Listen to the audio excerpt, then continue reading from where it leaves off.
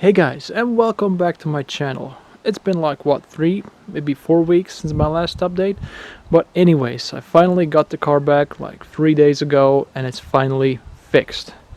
So they took the turbo out and got it reconditioned, and according to them there were two things wrong with it. First, as is expected, there was too much play in the shaft. The fan blades were touching the wall. The other thing was the actuator arm was leaking some exhaust gases because there was some carbon buildup on the outside of the turbo right next to the actuator arm. So there are two reasons for that.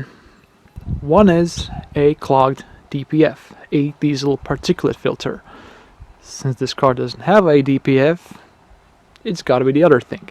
So the other thing is a clogged catalytic converter. So they gave me a choice to take the old one out and replace it with a new one, or just get rid of it. And since I was on a budget, I told them to get rid of it. And actually now the car feels a little bit more quicker, and the exhaust has a pretty nice sound to it. I'll show it to you.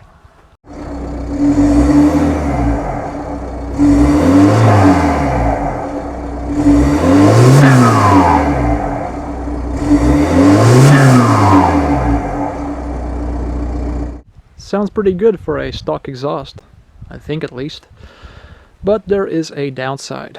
Now the exhaust gases are a bit more smelly, and it's quite an awful smell, to be honest. So probably in a not too far future I'll have them put a new cat back in.